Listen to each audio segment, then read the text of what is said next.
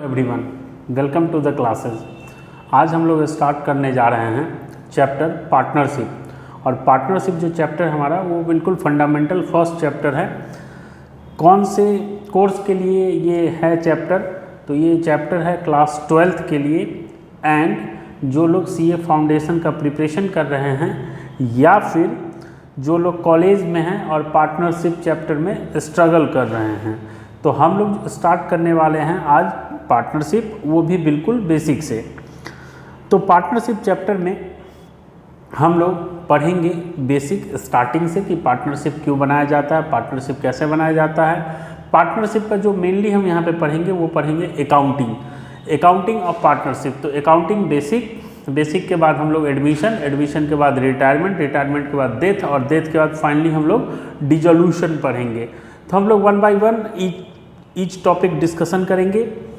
सारे कंसेप्ट को ध्यान से पढ़िए और क्वेश्चन की जो यहाँ तक बात है कि कौन से क्वेश्चन आपको सॉल्व करने चाहिए, तो आप अगर आप कंसेप्ट को अच्छे से एब्जॉर्ब कर लेते हैं तो आप किसी भी राइटर के बुक से पढ़िए, कोई प्रॉब्लम नहीं होगी। अगर जो यहाँ पे हम क्वेश्चन करेंगे अपने क्लासेस में तो उसका मैं पीडीएफ आपको नीचे डिस्क्रिप्शन में दे दूँगा। क्वेश्चन के लिए, न्यूमेरिकल क्वेश्चन के लिए आप वहाँ से भी डाउनलोड करके सेम क्वेश्चन को देख सकते हैं। अगर कोई भी प्रॉब्लम होगी तो डेफिनेटली कमेंट बॉक्स में आप डालिए, हम अगले क्लास में उसको कवर करने की कोशिश करेंगे।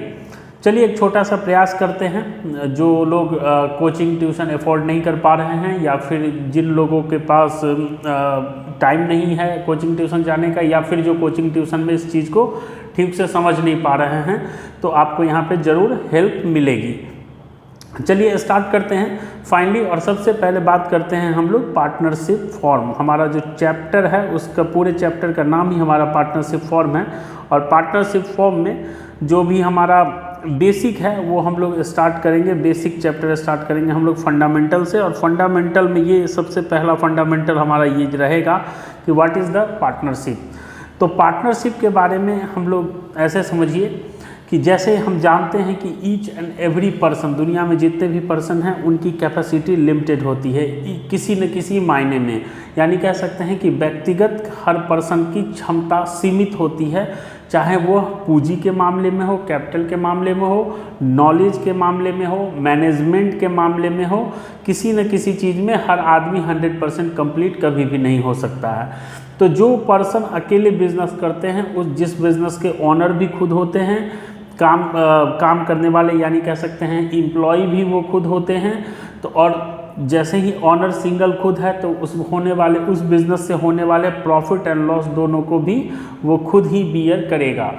तो ऐसे बिजनेस को सोल प्रोप्राइटरशिप कहा जाता है, जहाँ पे व्यक्तिगत सिंगल पर्सन बिजनेस करता है और वही ओनर होता है और वही 100% रिस्क एंड रिवार्ड का ओनर होता है। तो अब मान लीजिए कोई आदमी को अगर अपना बिजनेस एक्सपेंड करना है तो उस बिजनेस को एक्सपेंड करने के लिए व्यक्तिगत रूप से यानी पर्सनली उसकी लिमिटेशन है।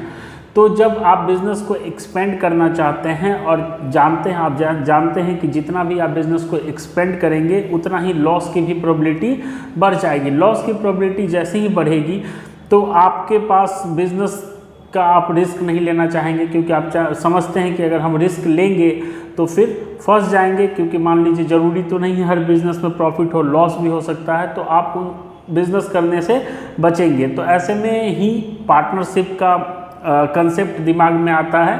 पार्टनरशिप में होता क्या है, जब एक से ज़्यादा व्यक्ति बिजनेस करने के लिए इकट्ठा होते हैं। ये जो मैं अभी बोलूँगा वो ये कंप्लीट डिफिनीशन है, आप इसको ध्यान से समझेंगे तो आराम से समझ जाएंगे। तो आप ये देखिए कि पार्टनरशिप के कंसेप्ट में क्या होता है कि जब कोई भी पर्सन एक से ज़्यादा इकट्ठा होता है और बिजनेस करने के लिए इकट्ठा होता है और उस बिजनेस से होने वाले रिस्क एंड रिवार्ड यानी कि प्रॉफिट या लॉस को बांटने के लिए एग्री करते हैं। और बिजनेस या तो वो जितने भी पर्सन इकट्ठा हुए हैं वो सब मिलके चलाएंगे, या फिर उसमें से कोई पर्सन बोलता है कि मुझे नॉलेज नहीं है आप लोग चलाओ, तो आप ऐसे कह सकते हैं या तो सब मिलके उस बिज़नेस को ऑपरेट करेंगे, अदरवाइज उनमें से कोई एक या दो पर्सन उस बिज़नेस को ऑपरेट करेगा। ये हमारा पार्टनरशिप का डिफिनीशन है। तो सबसे पहले हम इंट्रोडक्शन में वही बताया गया है, इंट्रोडक्शन में बताया गया है कि किसी भी पर्सन का बेसिकली लिमिटेशन होती है, सर्टेन लिमिटेशन होता है सोल ट्रेडर का। तो उस अपने लिमिटेशन से निकलने के लिए और बिजनेस को एक्सपेंड करने के लिए वह पर्सन किसी और पर्सन के साथ एग्री होता है बिजनेस करने के लिए। तो यहाँ पे एक बात और समझ लीजिए कि जो पर्सन हैं और इकट्ठा होते हैं और अलग अलग पर्सन पार्टनर्स कहलाएंगे, और जब सारे पर्सन इकट्ठा होकर बिजनेस को करते हैं तो वो पार्टनरशिप फॉर्म कहलाता है। सबका कॉम्बिनेशन कहलाएगा पार्टनरशिप फॉर्म, और अलग अलग कैपेसिटी में ये लोग पार्टनर्स कहलाएंगे। तो इंट्रोडक्शन में यही दिया गया है कि सोल ट्रेडर्स की लिमिटेड कैपेसिटी होती है, उसको लिमिटेड कैपेसिटी से अपने कंफर्ट जोन से बाहर निकलने के लिए ही पार्टनरशिप कंसेप्ट का इंट्रोडक्शन होता है। फिर पार्टनरशिप का नेचर क्या होता है, तो नेचर को थोड़ा ध्यान से समझिए। देखिए यहाँ पे हम लोग अकाउंटिंग पढ़ रहे हैं, लॉ नहीं पढ़ रहे हैं। पार्टनरशिप एक्ट हम लोग पूरा थॉरोली एक्ट नहीं पढ़ रहे हैं, यहाँ हम अकाउंटिंग पढ़ रहे हैं। तो अकाउंटिंग पर्सपेक्टिव से आपको, जब भी आप अकाउंटिंग करेंगे पार्टनरशिप का, तो आपको हमेशा दिमाग में रखना पड़ेगा कि partners and partnership form both are different, दोनों अलग अलग हैं। लेकिन जब आप लॉ के पर्सपेक्टिव से देखेंगे, थ्योरेटिकली अगर आपसे कोई पूछेगा कि क्या पार्टनर और पार्टनरशिप फॉर्म दोनों अलग अलग बातें हैं, तो आप बोलेंगे नहीं। तो आप ऐसे कहिए कि लीगल पर्सपेक्टिव से, लीगल पॉइंट ऑफ व्यू से partners and partnership form separate नहीं है। लेकिन अगर अकाउंटिंग पॉइंट ऑफ व्यू से देखा जाए तो डेफिनेटली दोनों ही अलग अलग पर्सन होंगे। तो ऐसा इसलिए हम सोच रहे हैं क्योंकि क्वेश्चन बनाने में हमें हेल्प मिलेगी। डिफिनीशन जो हम लोगों ने डिस्कस कर लिया है, तो यहाँ पे बस अगर आप ध्यान रखना चाहें तो रख सकते हैं कि पार्टनरशिप का डिफिनीशन कहाँ दिया गया है। तो पार्टनरशिप का डिफिनीशन पार्टनरशिप एक्ट में दिया गया है और सेक्शन 4 में लिखा गया है। आप जानते हैं कि गवर्नमेंट किसी भी चीज़ को कंट्रोल करने के लिए एक लॉ बनाती है, उसी लॉ के अकॉर्डिंग उन चीज़ों को कंट्रोल किया जाता है। जैसे कि हम लोग एक जिस भी कंट्री में रहते हैं, आप मान लीजिए हम इंडिया में रहते हैं, तो इंडिया कॉन्स्टिट्यूशन से चलता है और गवर्नमेंट ने कॉन्स्टिट्यूशन के थ्रू लॉ बनाए हुए हैं कि हमें किन सिचुएशन में कैसे बिहेव करना है, ये सब कुछ बताया गया है। जैसे कि सोशल के लिए अलग लॉ है, क्रिमिनल अलग लॉ है।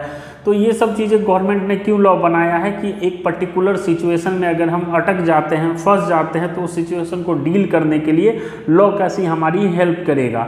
तो इसी तरह जब लोग कॉम्बो बना के पार्टनरशिप 2-3 लोग मिल के बिजनेस करना चाहते हैं और पार्टनरशिप करेंगे, तो उन सिचुएशंस को डील करने के लिए, पार्टनरशिप को डील करने के लिए हमें कहाँ से गाइडलाइन मिलेगी, हमें किन चीज़ों को फॉलो करना पड़ेगा, इसके लिए गवर्नमेंट ने एक लॉ बनाया है और उसका नाम है पार्टनरशिप एक्ट 1932। उसी के सेक्शन 4 में पार्टनरशिप का डिफिनीशन लिखा गया है और लिखा गया है partnership is the relationship between person who have agreed to share profit of business carried on by all or any of them active for all। तो हम लोग इस पे डिस्कस कर चुके हैं पार्टनरशिप के डिफिनीशन पे, क्योंकि पार्टनरशिप का मतलब हुआ जब एक से ज़्यादा पर्सन बिजनेस करने के लिए इकट्ठा होते हैं और उस बिजनेस से होने वाले प्रॉफिट एंड लॉस को आपस में शेयर करेंगे। बिजनेस उन सब के द्वारा चलाया जाए, सब मिल के चलाएंगे या फिर उनमें से कोई एक बिजनेस चलाएगा, तो यही पार्टनरशिप कहलाएगा। अब चलिए नेक्स्ट पॉइंट हमारा यहाँ पे है, नेक्स्ट पॉइंट हमारा है जो कि क्या पार्टनरशिप, अभी जो हम लोग मैंने आपको एक्ट के बारे में बताया उसी के बारे में हम डिस्कस कर रहे हैं। वहाँ पे मैं आपको कह रहा हूँ कि एक बात बताइए, क्या पार्टनरशिप एक्ट में पार्टनरशिप फॉर्म को रजिस्टर होना जरूरी है, मैंडेटरी है? तो नहीं, ऐसा कोई मैंडेटरी नहीं है। गवर्नमेंट ने कहा है कि भाई देख, अगर पार्टनरशिप तुम करते हो तो पार्टनरशिप एक्ट 1932 में रजिस्टर्ड हो जाओ तो तुम्हारे लिए बेनिफिट होगा। अगर तुम रजिस्टर्ड नहीं होना चाहते हो तो कोई प्रॉब्लम वाली बात नहीं है, तुम नहीं भी रजिस्टर्ड हो सकते हो। लेकिन कुछ कंसिक्वेंसेज हैं कि अगर आप रजिस्टर्ड नहीं होते हैं तो उन कंसिक्वेंसेज को आपको भुगतना पड़ेगा। अगर आप रजिस्टर्ड हो जाते हैं तो आपके लिए बेनिफिट ही होगा। आप बिजनेस स्टडी पेपर में या बिजनेस लॉ के पेपर में पढ़ चुके होंगे क्या कंसिक्वेंसेज होते हैं कि पार्टनरशिप एक्ट में अगर हम रजिस्टर्ड नहीं होते हैं। तो एक दो की मैं यहाँ पर डिस्कशन कर देता हूँ। जैसे मान लीजिए आपका किसी से लड़ाई झगड़ा हो जाए या फिर आपस में ही पार्टनर का एक दूसरे से लड़ाई झगड़ा हो जाए, तो उस सिचुएशन में क्या होगा कि आप कोर्ट का दरवाज़ा खटखटा नहीं सकते हैं, क्योंकि गवर्नमेंट कहेगी कि हमने आपको बोला था कि हमारी बातों को मानो, आपने नहीं माना, आप आपस में ही बिजनेस कर रहे हैं, तो इस सिचुएशन में आप अपने आप को खुद को ही संभालो। तो ये सब हमारा लॉ का मैटर है, तो उतना हम नहीं जाते हैं डीप में, नहीं तो अकाउंट लंबा हो जाएगा। वैसे ही पार्टनरशिप चैप्टर बहुत लंबा है।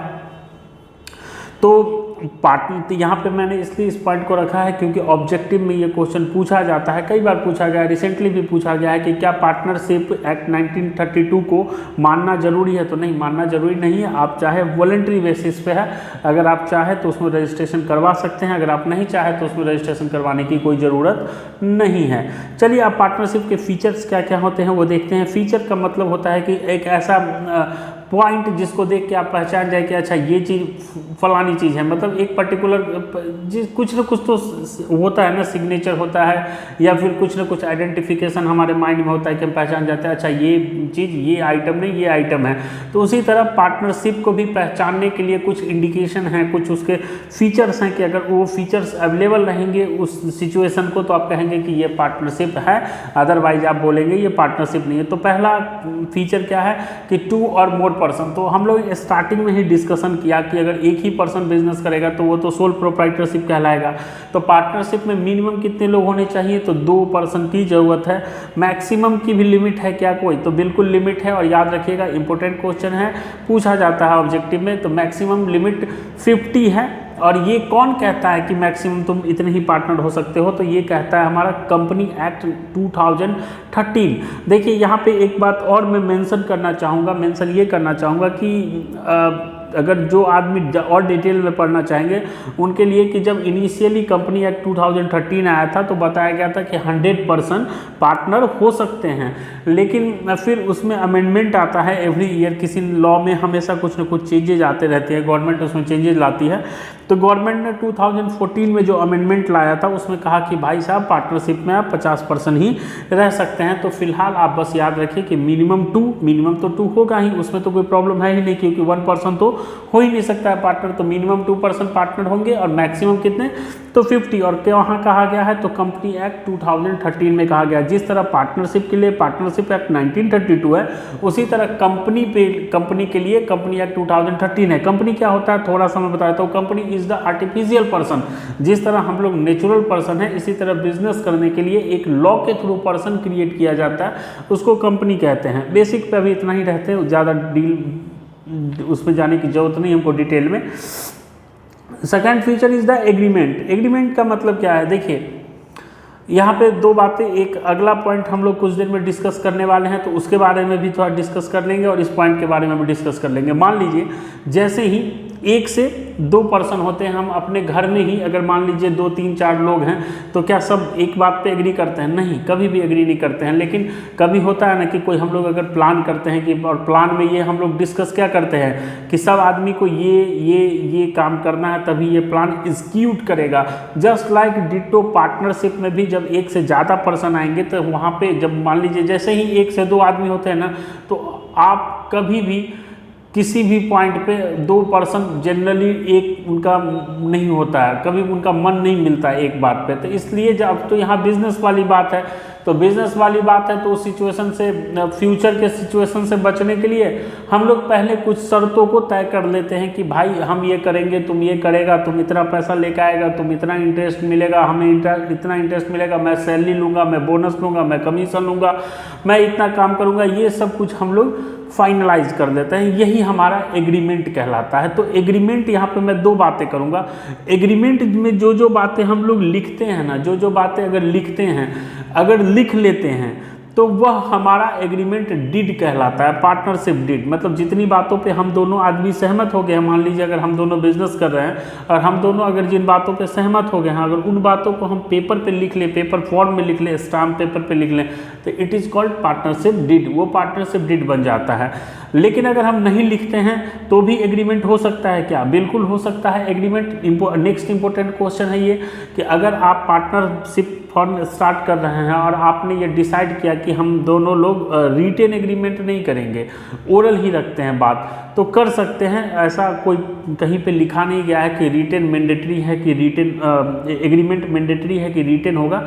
एग्रीमेंट ओरल भी हो सकता है, रिटेन भी हो सकता है, आपकी मर्जी। लेकिन प्रैक्टिकल लाइफ में फ्यूचर के किसी प्रॉब्लम से बचने के लिए जनरली लोग क्या करते हैं एग्रीमेंट कर लेते हैं रिटेन फॉर्म में।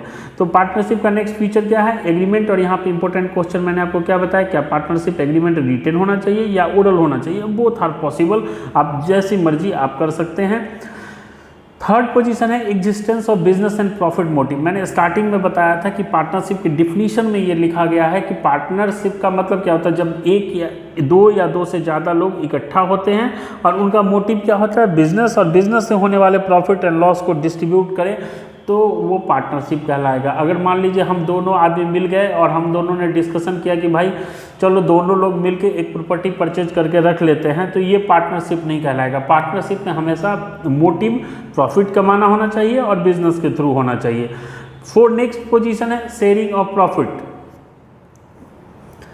पार्टनरशिप में जैसे ही एक से ज़्यादा पर्सन आएगा, तो मान लीजिए आप किसी के पार्टनर बनेंगे फ्री में, नहीं, जनरली नहीं लोग करते हैं, किसी भी तरह का प्रॉफिट का मोटिव रहता ही है। तो पार्टनरशिप में जो भी प्रॉफिट हो, चाहे प्रॉफिट निगेटिव हो या प्रॉफिट पॉजिटिव हो, दोनों को आपस में बांटने के लिए हम लोग, पार्टनरशिप का नेक्स्ट फीचर है ये, और बांटने के लिए ही हम इकट्ठा होते हैं।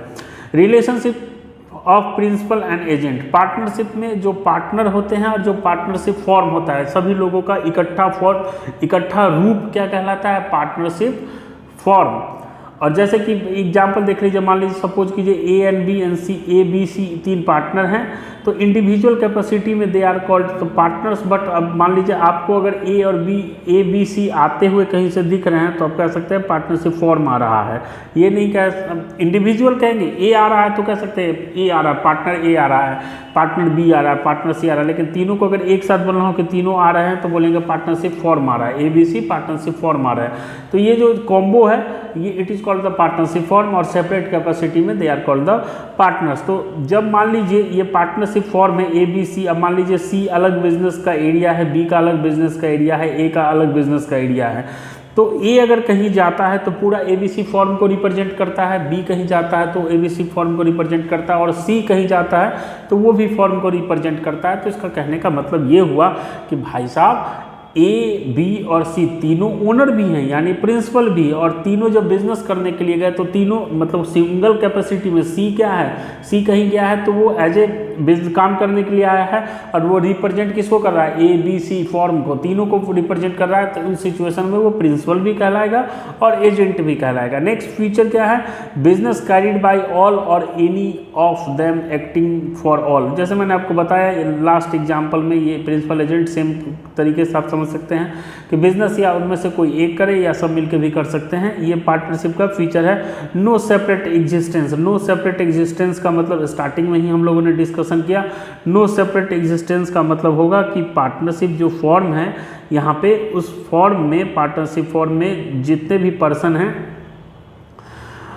वो उनकी और पार्टनरशिप फॉर्म की दोनों की अलग पहचान नहीं है, दोनों की एक ही पहचान है। जैसे कि इसका मीनिंग ऐसे समझ लीजिए कि सपोज कीजिए ए बी सी तीन पार्टनर हैं और partnership form A B C partnership form हुआ, तो पार्टनरशिप फॉर्म और पार्टनर की अलग पहचान नहीं है। जैसे कि फॉर एग्जांपल अगर मान लीजिए सी कोई कांड कर आया बाहर जाके, किसी के पैसे खा गया पार्टनरशिप फॉर्म के नाम पे, तो पूरी पार्टनरशिप फॉर्म लाइबल हो जाएगी, सारे पार्टनर लाइबल हो जाएंगे, जॉइंटली सेपरेटली सब लाइबल हो जाएंगे।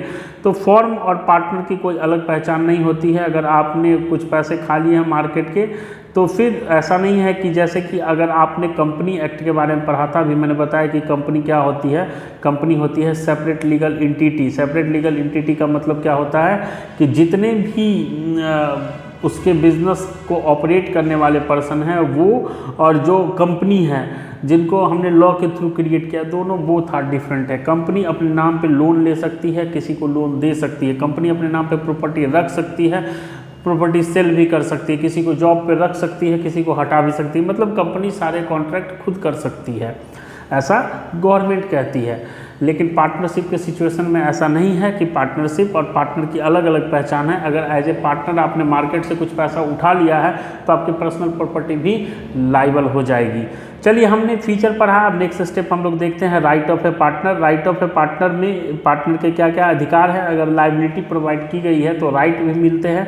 तो पार्टनर के जो सबसे पहला और इम्पोर्टेंट पार्टनर का राइट है, वो राइट पार्टनर का क्या है कि सभी पार्टनर को प्रॉफिट एंड लॉस बांटने का हक है।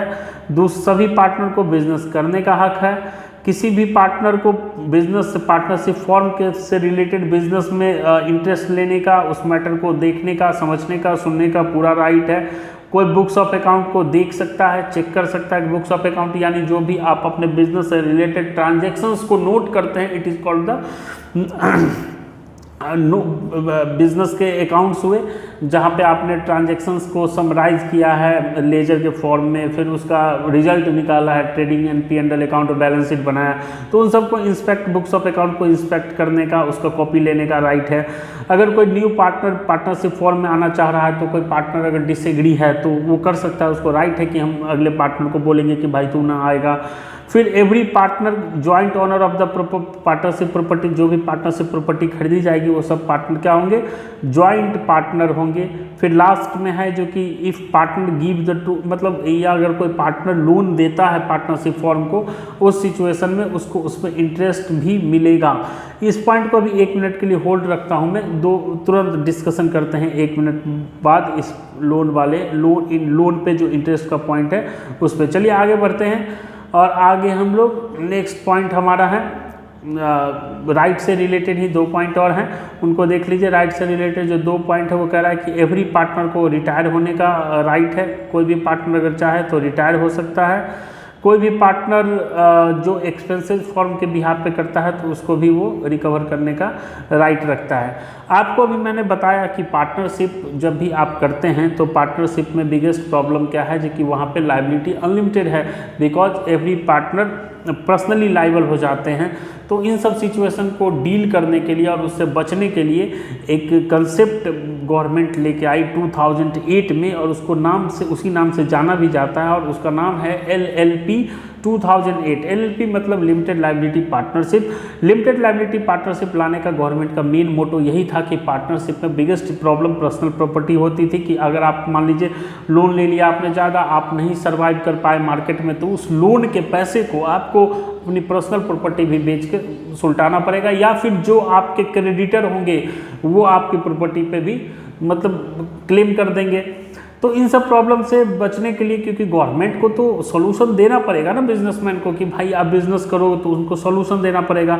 अब आप कहेंगे कि सॉल्यूशन तो पहले से अवेलेबल है कि आप कंपनी बन जाओ, लेकिन कंपनी में यार बहुत सारे कंप्लाइंसेज होते हैं। आप जितनी कंपनी, जैसे प्राइवेट लिमिटेड बनोगे तो और कंप्लाइंसेज बढ़ जाएंगी, पब्लिक लिमिटेड बनोगे बहुत सारी कंप्लाइंसेज होती है। अब छोटी मोटी काम करने वाले जो लोग होते हैं, छोटे मोटे बिजनेसमैन होते हैं, अब इतने कंप्लाइंसेस को फॉलो करेंगे वो तो बिजनेस कहाँ से करेंगे। ऑपरेटिंग कॉस्ट मतलब बिजनेस करने का कॉस्ट बहुत बढ़ जाता है।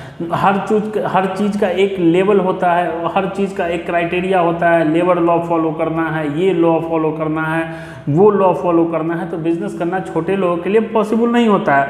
तो गवर्नमेंट ने कहा कि ठीक है, मतलब सभी लोग इजीली बिजनेस कर सके, इसलिए गवर्नमेंट एक कंसेप्ट लेकर आई जिसका नाम है LLP। LLP का जैसे नाम से ही आपको पता चल जाता है, जहाँ पे लायबिलिटी लिमिटेड हो। तो LLP का मतलब है, देख लीजिए, LLP means partnership form and registered under this act. तो मतलब 2008 में जो एक्ट आया, इसमें अगर आप रजिस्ट्रेशन करवाएंगे तो आपका कहलाएगा LLP। और LLP का मतलब मेन मीनिंग ही है जो कि आपकी लायबिलिटी लिमिटेड होती है। तो नेचर देखिए, तो कह रहा है कि LLP एक बॉडी कॉर्पोरेट की तरह है, मतलब जैसे कंपनी होती है उस तरह आप LLP भी इनकॉर्पोरेट करते हैं। सेपरेट लीगल एंटिटी होती है, मतलब अगर आप मान लीजिए 3-4 लोग मिलके LLP बना लेते हैं तो LLP में क्या होगा, जो कि आप और LLP मान लीजिए ABC, जैसे हमारे पुराने एग्जाम्पल में क्या था ABC तीनों पार्टनरशिप फॉर्म, अगर हम लिखे ABC पार्टनरशिप फॉर्म, तो यहाँ पे अनलिमिटेड लायबिलिटी है। और ABC पार्टनरशिप फॉर्म दोनों अलग अलग बातें नहीं होंगी, दोनों की एक ही पहचान होगी। लेकिन अगर हम लिखे ABC LLP, तो यहाँ पे A और B और C नॉर्मल लाइफ में अलग पर्सन हुए, और बिजनेस लाइफ में तीनों की ABC LLP की अलग पहचान हुई, मतलब दोनों की पहचान अलग अलग हो गई। तो वही कहा गया सेपरेट लीगल एंटिटी है ये। LLP shall have the perpetual succession. Perpetual succession का मतलब क्या होता है, जो कि निरंतर चलते जाएगा, कभी मरेगा नहीं जब तक आप इसको मारना नहीं चाहोगे। और मारेंगे कैसे, तो लॉ के थ्रू मारा जाता है किसी भी चीज़। जैसे कंपनी है, कंपनी के सारे डायरेक्टर मर जाएं, कंपनी को बनाने वाला मर जाए, सब कुछ खत्म हो जाए, फिर भी कंपनी खत्म नहीं होगी जब तक उसको लॉ के थ्रू खत्म ना किया जाए। वही नेचर इसमें भी है, LLP में भी। LLP सेपरेट लीगल है, LLP इनकॉर्पोरेट किया जाता है और एलएलपी का परपेचुअल सक्सेशन है, मतलब ये चलता रहेगा। आप आ गए पार्टनरशिप में, क्या है जैसे मान लीजिए हम आप दोनों पार्टनर हैं, हम दोनों में से अगर कोई भी निपट लिए तो पार्टनरशिप खत्म, हम दोनों में से कोई रिटायर हो गए पार्टनरशिप खत्म। लेकिन एलएलपी में अगर हम दोनों पार्टनर हैं तो पार्टनर आते जाते रहेंगे लेकिन एलएलपी चलता रहेगा। फिर लास्ट में क्या है, क्या बोल रहा है, any change in the partners of LLP shall not affect the existence. जो बात मैंने अभी आपको बताई कि अगर हम दोनों पार्टनर हैं तो हमारा जो कोई भी पार्टनर आता जाता रहेगा लेकिन एलएलपी वैसी की वैसी चलती रहेगी। लेकिन नॉर्मल पार्टनरशिप में अगर पार्टनर्स चेंज हो जाते हैं तो न्यू पार्टनरशिप हो जाता है, पुरानी पार्टनरशिप खत्म हो जाती है। यहाँ पे डिफरेंस बिटवीन है एलएलपी एंड पार्टनर्स में, तो छोटा सा पॉइंट है, इसको आप पढ़ लीजिएगा। मेनली मैंने आपको बता भी दिया साथ साथ में डिफरेंस। चलिए एक बार बता भी देते हैं। अगर आप नॉर्मल पार्टनरशिप है तो आपको रजिस्ट्रेशन 1932 में करवाना होगा, एलएलपी 2008 में। रजिस्ट्रेशन नॉर्मल पार्टनरशिप का ऑप्शनल है लेकिन इसमें कंपलसरी है, आपको रजिस्ट्रेशन करवाना पड़ेगा। नॉर्मल पार्टनरशिप को हम दोनों बातचीत करके एग्रीमेंट करके स्टार्ट कर सकते हैं, लेकिन एलएलपी को लॉ के थ्रू ही रजिस्टर्ड करवा के हमें स्टार्ट करना पड़ेगा। Body corporate, normal partnership body corporate नहीं है लेकिन एलएलपी बॉडी कॉर्पोरेट है। नॉर्मल पार्टनरशिप की अलग कोई पहचान नहीं होती है लेकिन एलएलपी की अलग पहचान होती है। नॉर्मल पार्टनरशिप का परपेचुअल सक्सेशन नहीं होता है, जैसे ही पार्टनरशिप का कॉन्स्टिट्यूशन चेंज हो जाता है वो खत्म हो जाता है, लेकिन एलएलपी चलता रहेगा।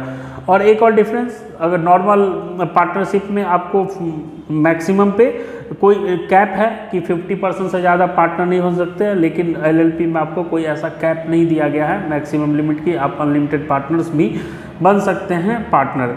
फिर चलिए आगे चलते हैं नेक्स्ट पॉइंट पे, नेक्स्ट पेज पे और हम लोग यहाँ पर डिस्कशन करेंगे पार्टनरशिप डीड के बारे में। पार्टनरशिप डीड के बारे में ऑलरेडी हम लोग डिस्कशन कर चुके हैं। डिस्कशन ये करना है, जब मैंने बताया कि नॉर्मली जब दो पार्टनर इकट्ठा होते हैं और पार्टनरशिप में चाहेंगे कि बिजनेस को करें तो हम दोनों के बीच में कुछ बातें होंगी जिन पे हम दोनों को एग्री होना होगा। अगर उन बातों पे हम दोनों एग्री कर जाते हैं तो उनको अगर रिटेन फॉर्म में लिख लेते हैं, एक पेपर पे स्टाम्प ड्यूटी लगा हुआ पेपर पे, स्टाम्प लगा हुआ पेपर पे, तो वो क्या कहलाता है, डीड कहलाता है। और पार्टनरशिप डीड काम कब आता है, जब हम दोनों के बीच में कोई आ जाए, हमारे बात नहीं मिल रहा है, हम दोनों के बीच में लड़ाई झगड़ा हो जाए, तो हम लोग उस समय डीड को देखते हैं कि भाई डीड में क्या लिखा हुआ है इस सिचुएशन के बारे में। तो आपको आइडिया लग ही गया होगा कि डीड में क्या सब लिखा रहता है। नॉर्मली कुछ पॉइंट है डीड में, देखिए क्या क्या अभी जो मैं बताऊंगा ये उदाहरण देने वाले पॉइंट है, इलस्ट्रेटिव पॉइंट है, एग्जॉस्टिव पॉइंट नहीं है, मतलब इतने ही पॉइंट डीड में नहीं आएंगे। डीड में और भी पॉइंट आ सकते हैं लेकिन ये उदाहरण है कुछ पॉइंट के, इनको देख लीजिए। नॉर्मली ये पॉइंट रहते हैं डीड में, अगर आप चाहें तो कुछ एक्स्ट्रा भी डाल सकते हैं और जो पहले से यहाँ पे लिखा हुआ है उसको आप डिलीट भी कर सकते हैं। तो नॉर्मली डीड में क्या रहता है, डीड क्या हुआ, रिटेन एग्रीमेंट हो गया। रिटेन एग्रीमेंट अगर होता है तो वो पार्टनरशिप डीड कहलाता है। और डीड में नाम, अता, पता पार्टनर का, उसके बाद हमारा क्या बिजनेस है, कौन कितना कैपिटल लेके आएगा, अगर कोई कैपिटल लेके आया है बिजनेस में तो क्या उसको इंटरेस्ट मिलेगा, अगर कोई पैसा विड्रॉ करके लेके जाता है तो कितना लेके जा सकता है, क्या उस विड्रॉ किए हुए पैसे पे कोई इंटरेस्ट पे करेगा, हम दोनों प्रॉफिट शेयरिंग किस रेशियो में बांटेंगे, सैलरी कितना उठाएंगे, हमारे गुडविल। और नेक्स्ट पॉइंट क्या है, गुडविल। गुडविल बहुत इंपॉर्टेंट है पार्टनरशिप के लिए और मेनली स्टूडेंट जो हैं वो ज़्यादातर मैंने जो देखा है गुडविल में उनको बहुत प्रॉब्लम होती है। और गुडविल कैलकुलेट करने में प्रॉब्लम नहीं होती, प्रॉब्लम होती है गुडविल को डिस्ट्रीब्यूट करने में, गुडविल का अकाउंटिंग ट्रीटमेंट समझने में। तो यहाँ पे ध्यान देंगे, हम लोग पढ़ेंगे गुडविल भी जब टाइम आएगा तो गुडविल का कैसे वैल्यूएशन करेंगे, अकाउंटिंग पीरियड फॉर्म का क्या होगा, ऑडिट फॉर्म का करवाएंगे या नहीं करवाएंगे, क्योंकि ऑडिट दो होता है, एक तो मैंडेटरी अगर आप टर्नओवर क्रॉस करेंगे तो आपको ऑडिट करवाना पड़ेगा, और एक होता है वॉलंटरी बेसिस पे, तो आप करवाएंगे या नहीं करवाएंगे, ये सब बातें आपको डीड में लिखनी पड़ेंगी। फिर अगर हम दोनों के बीच में लड़ाई झगड़ा हो जाए तो उसको कैसे संभालेंगे, हमारे बीच के जो बैंक अकाउंट होगा वो किस बैंक में रखा जाए, कौन सा बैंक में बैंक अकाउंट ओपन करवाया जाए, पार्टनरशिप का ड्यूरेशन क्या होगा, पार्टनरशिप स्टार्ट कब से होगा, पार्टनरशिप पे कौन सा अकाउंटिंग मेथड फॉलो करेंगे, तो ये सब बातें डीड में नॉर्मली लिखी रहती है। पार्टनरशिप डीड पे एक दो बार नोट पूछा गया है तो डिफिनीशन लिख दीजिएगा कि पार्टनर्स के बीच में जब रिटेन एग्रीमेंट होता है it is called the deed, और डीड में कुछ उसके कंटेंट लिख दीजिएगा कि डीड में क्या क्या चीज़ें रहती हैं। पार्टनरशिप डीड का क्या इंपॉर्टेंस है, नेक्स्ट टॉपिक है। तो पार्टनरशिप डीड मोस्ट इंपॉर्टेंट है, मैंडेटरी है एवरी फॉर्म का।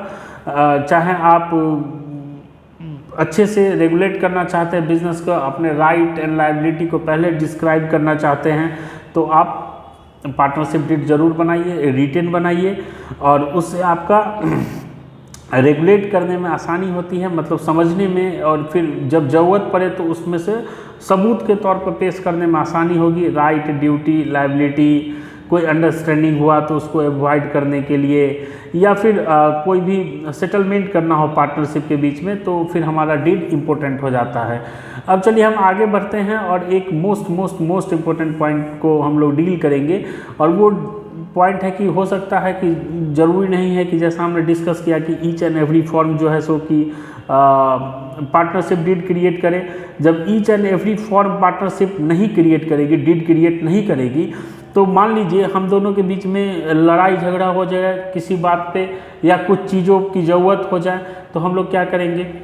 तो इसके लिए उस टाइम पे जब हमारे पास डीड अवेलेबल नहीं है, तो वहाँ पे पार्टनरशिप एक्ट 1932 के कुछ पॉइंट है वो अप्लीकेबल हो जाएंगे, और वह उन्हीं को हमें फॉलो करना पड़ेगा। तो यहाँ पे ये पढ़ाने का ये मतलब हुआ है कि यहाँ से क्वेश्चन आते हैं, ऑब्जेक्टिव क्वेश्चन आते हैं, और आगे चल के जो आप न्यूमेरिकल क्वेश्चन बनाएंगे, तो न्यूमेरिकल क्वेश्चन बनाने का टाइम भी अगर आप ध्यान रखिएगा कि कई टाइम पे, जैसे कि अभी मैं बता रहा हूँ कहाँ कहाँ पे आपको प्रॉब्लम होगी। जैसे कि पहला पॉइंट है, पहला पॉइंट में लिखा हुआ है profit sharing ratio. Profit sharing ratio अगर आपके क्वेश्चन में लिख देगा, पूरा क्वेश्चन दे देगा, और ये साइलेंट हो जाएगा, बोलेगा ही कि नहीं कि भाई साहब प्रॉफिट शेयरिंग रेशियो क्या है पार्टनर के बीच में, तो इन दैट केस जितने पार्टनर रहेंगे उनके बीच में इक्वली प्रॉफिट एंड शेयर बटेगा। तो मैं लिख देता हूँ, यहाँ पे कह रहा है कि अगर पार्टनरशिप डीड नहीं है तो पार्टनर्स के बीच में प्रॉफिट एंड लॉस इक्वली बटेगा। इंटरेस्ट ऑन कैपिटल, अगर आप डीड में नहीं लिखा हुआ है कि आप पूंजी लेके आएंगे, कैपिटल लेके आएंगे, तो आपको कितना इंटरेस्ट मिलेगा, तो उस सिचुएशन में आपको कोई इंटरेस्ट नहीं मिलेगा। इंटरेस्ट ऑन ड्राइंग, अगर आप पैसा निकाल के लेके जाते हैं बिजनेस से, तो आपको कितना इंटरेस्ट पे करना पड़ेगा बिजनेस में, तो ये भी लिखा गया है। डीड में नहीं कुछ लिखा गया है तो नो, आपको कोई इंटरेस्ट नहीं मिलेगा। सैलरी पार्टनर का डीड में नहीं लिखा हुआ है तो नो, नहीं मिलेगा। Interest on loan most important 6%, generally आपको क्वेश्चन बोलेगा ही नहीं, न्यूमेरिकल वाला क्वेश्चन, और ऑब्जेक्टिव में हमेशा पूछता है। और मैंने देखा है कि इंटरेस्ट देखते ही लोग, ज़्यादातर स्टूडेंट इंटरेस्ट ऑन कैपिटल पे भी 6% लगा देते हैं। ध्यान रखिएगा कि अगर डीड में लिखा है तो सब पे दो, कोई दिक्कत नहीं, कैपिटल पे भी दे दो, ड्राइंग पे भी ले लो, लोन पे भी दे दो, लेकिन अगर कुछ ना लिखा हो भाई मेरे, तो 6% सिर्फ और सिर्फ इंटरेस्ट ऑन लोन पे जाएगा और किसी पे नहीं जाएगा। तो यहाँ से ऑब्जेक्टिव में भी आते हैं, और सब्जेक्टिव में सिर्फ लिख देगा कि एक पार्टनर ने लोन दिया है, और कुछ बोलेगा ही नहीं कि डीड के बारे में कुछ कहा गया है। उस सिचुएशन में कि अगर पार्टनरशिप डीड में कुछ नहीं लिखा गया, कुछ नहीं बोला है, तो 6% इंटरेस्ट मिलेगा। अगर डीड में मान लीजिए 12% लिखा हुआ है, 13% लिखा हुआ है, तो 12% 13% देंगे, जितना लिखा हो उतना देंगे। यहाँ पे हम डिस्कशन कर रहे हैं सिर्फ और सिर्फ अगर कुछ ना लिखा हो तो। नेक्स्ट है एडमिशन ऑफ न्यू पार्टनर। अब डीड में कुछ भी नहीं लिखा गया है तो पार्टनर सब एग्री करेगा तो एडमिशन हो सकता है न्यू पार्टनर का।